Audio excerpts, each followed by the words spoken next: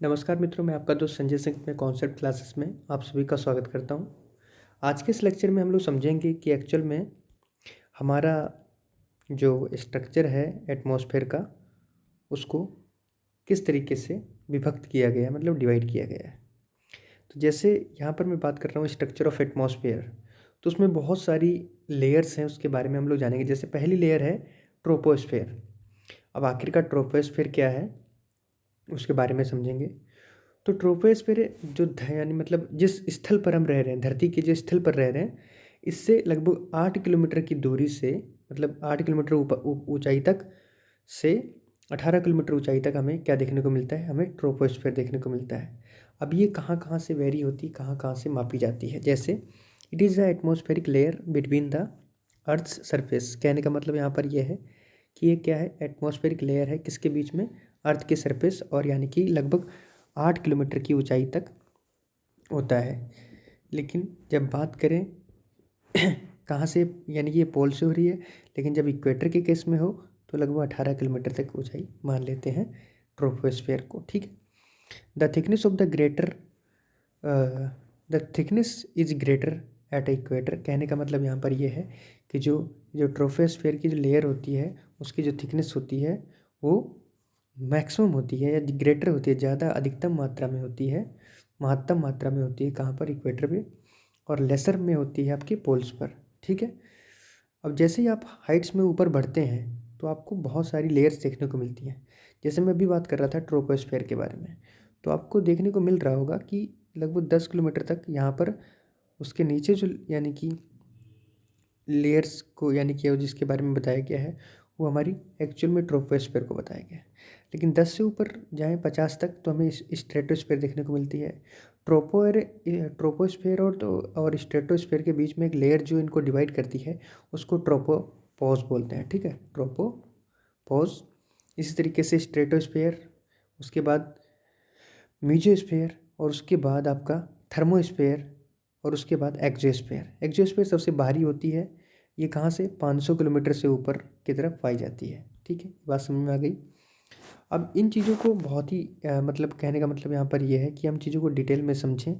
अब डिटेल में कब समझेंगे, जब हमें इसके बारे में नॉलेज होगी। ठीक है, तो नॉलेज कब होगी, जब हम इसके बारे में पढ़ेंगे। ठीक है। अब जैसे यहाँ पर आप देखिए, ये जो इमेज है बहुत कुछ अपने आप में बता रही है कि ये क्या है, एक अर्थ है, मतलब अर्थ एक ही अर्थ है, 10-15 अर्थ नहीं है जिस पर हम रहते हैं। उसके बाहरी बाहरी यानी कि जो लेयर है, उसके जस्ट बाहर वाली लेयर जिसमें यानी कि हम लोग सांस लेते हैं, ऑक्सीजन होता है, कार्बन डाइऑक्साइड छोड़ते हैं, तो उसको बोलते हैं ट्रोपोस्फेयर। वो ये लेयर यहाँ तक है, 8 किलोमीटर तक। उसके जस्ट बाद एक लेयर और आती है जिसको हम लोग स्ट्रेटोस्फेयर, उसके बाद मीजोस्फेयर, उसके बाद थर्मोस्फेयर, उसके बाद एक्सोस्फेयर। ठीक है, ये सब चीज़ें हमने समझी। अब बात आती है कि आखिरकार कैसे क्या काम होता है इन सभी लेयर्स के अंदर, कहाँ पर टेम्परेचर गिरता है, कहाँ पर टेम्परेचर बढ़ता है, इन सभी के बारे में हम लोग बारी बारी से जानेंगे। ठीक है। अब बोल रहा है यहाँ पे कि the temperature in this layer as one goes upward. यानी कहने का मतलब यहाँ पर यह है कि जो टेम्परेचर है, जैसे ही कोई आदमी ऊपर की तरफ बढ़ता है तो होता क्या है, आप 1 किलोमीटर दूरी जब तय करेंगे तो लगभग 6.5 डिग्री सेल्सियस जो टेम्परेचर है वो कम हो जाएगा ऊपर की तरफ। ठीक है। जैसे ही आप पोल पे पहुंचते हैं तो लगभग आपको ये देखने को मिलेगा कि -45 डिग्री सेल्सियस टेम्परेचर वहाँ पर रहता है, और इक्वेटर पे आपको ये देखने को मिलेगा -80 डिग्री सेल्सियस। ये इक्वेटर के ऊपर नहीं, इक्वेटर के ऊपर जो लेयर है उसमें यानी कि 1 किलोमीटर की दूरी या उसके ऊपर बढ़ने पर ये देखने को मिलेगा। ठीक है। उसके बाद बात है, उसको समझे ध्यान से कि हाँ, द फॉल्स इन टेम्परेचर। कहने का मतलब यहाँ पर जो टेम्परेचर में जो फॉल्स हो रहा है, मतलब गिर रहा है temperature, is called lapse rate. यानी कि टेम्परेचर में यानी कि गिरावट होना ही क्या कहलाता है, आपका लैप्स रेट कहलाता है। More about this is factor future this sorry more about this in future post. कहने का मतलब फ्यूचर इन द फ्यूचर, यानी कि ये सब कुछ हम देख सकते हैं। अब यहाँ पर एक बात आ रही है कि troposphere is marked by temperature, inversion, turbulence, and it is. It also meteorologically the most significant zones in the entire atmosphere. Simple ही चीज़ें खुद देख लेना, आगे बढ़ता हूँ.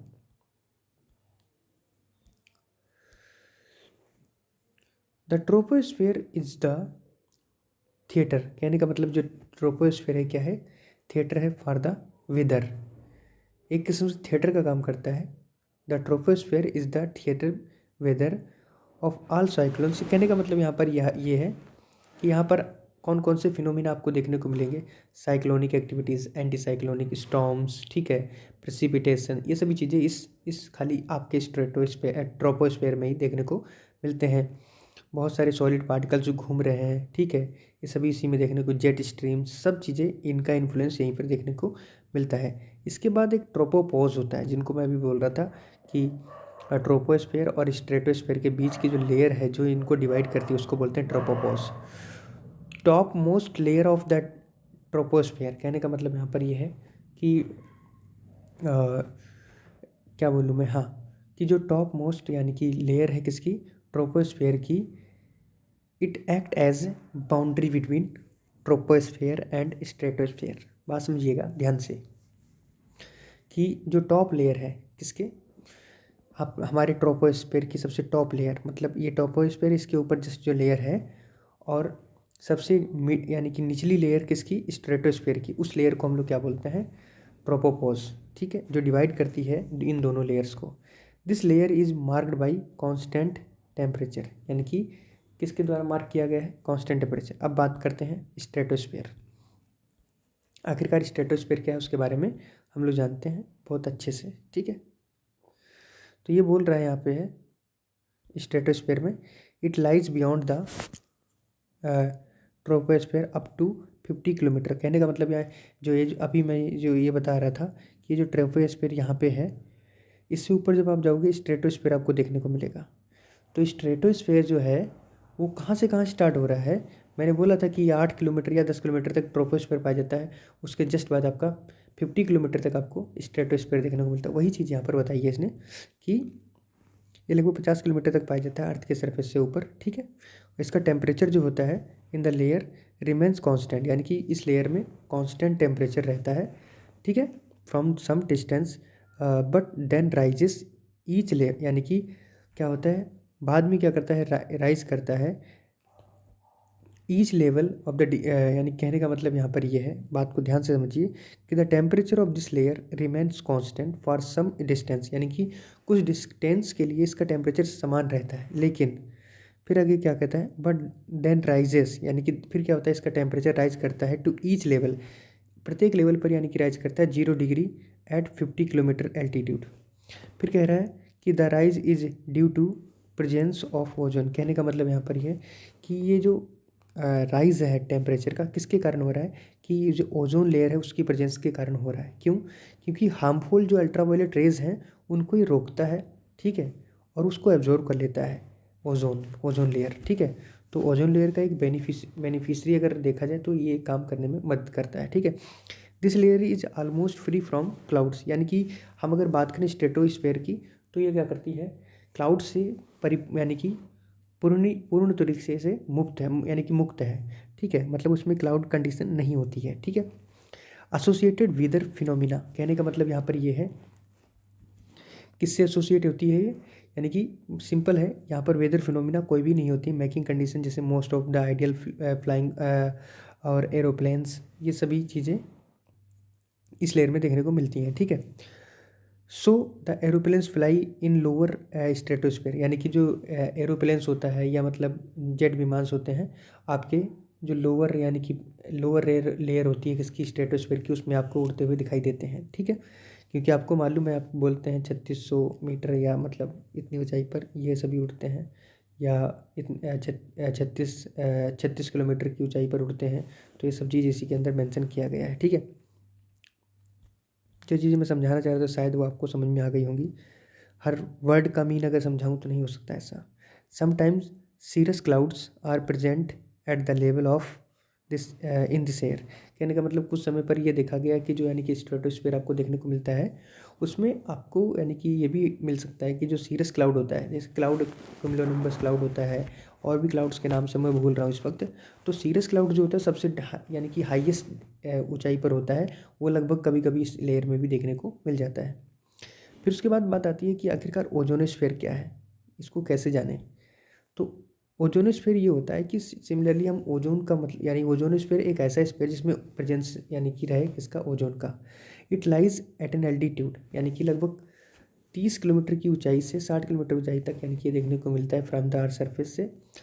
Spain stratosphere and the lower mesosphere because the presence of the ozone molecules in this layer reflects and harmful ultraviolet radiation। कहने का मतलब यहाँ पर ये है, इसमें ओजोन जो उपस्थिति होती है इसके कारण यानी कि ओजोनोस्फीयर कहलाता है। और ये इसलिए है, इस लेयर में होता क्या है कि जितनी भी यानी कि हार्मफुल जो अल्ट्रावायलेट रेज होती हैं जो सन से निकलती हैं वो बैक टू एनवायरनमेंट में दोबारा यानी कि बैक टू एटमॉस्फेयर में दोबारा चली जाती है, लेकिन इसमें नहीं आती है। ठीक है, अब बात आती है यहाँ पर कि the ozonosphere is also called the chemosphere. कहने का मतलब यानी कि जो ओजोनोस्फीयर है उसको क्या बोलते हैं, केमोस्फीयर, बिकॉज कि a lot of chemical activity goes on here. कहने का मतलब बहुत सारी ऐसी एक्टिविटीज़ हैं जो केमिकल एक्टिविटी के नाम से भी जानी जाती हैं, वो यहाँ पर हैपन होती हैं, मतलब घटित होती हैं। The temperature rises at the rate of 5 degree पर किलोमीटर। यानी कि जैसे ही आप इस यानी कि ओजोनोस्फीयर में आप बढ़ेंगे तो आपको ये फील होगा कि जैसे ही आप 1 किलोमीटर डिस्टेंस पूरा कवर कर लेते हैं तो यहाँ पर अगर मान लो 4 डिग्री सेल्सियस था तो आपको यहाँ पर आपको 9 डिग्री सेल्सियस देखने को मिलेगा। इस 1 किलोमीटर के दौरान आपको लगभग 5 डिग्री सेल्सियस का यानी कि गैन दिखाई पड़ेगा। गैन मतलब आपको यानी कि टेम्परेचर एडअप होगा। ठीक है, अब बात आती है आगे की। आखिरकार अब अगली कौन सी लेयर है, अब है आपकी मीजोस्फीयर। ये क्या है, स्ट्रेटोस्फीयर के जस्ट बाद एक लेयर पड़ती है जिसे मीजोस्फीयर के नाम से जानते हैं।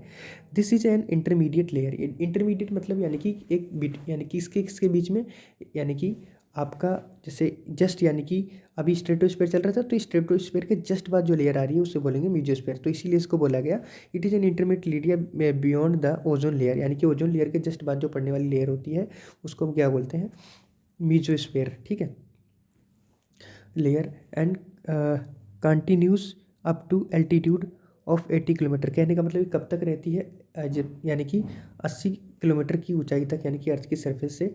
और जो टेम्परेचर होता है ग्रेजुअली यानी कि क्या होता है, फॉल्स मतलब डिक्रीज़ करता है, कहाँ तक, -100 डिग्री सेल्सियस तक। ठीक है, और ये कहाँ कब हो जाता है, यानी कि 80 किलोमीटर की ऊंचाई पर जाने पर। ठीक है, उसके बाद क्या होता है, मीटियोर्स जो होते हैं इस लेयर में बर्न होते हैं। मतलब कोई कोई यानी कि बड़ा उल्का पिंड या मतलब कोई मतलब पत्थर का टीला कोई यानी कि इधर आ रहा है तो इसमें फ्रैक्शन के कारण वो जलकर भस्म हो जाता है।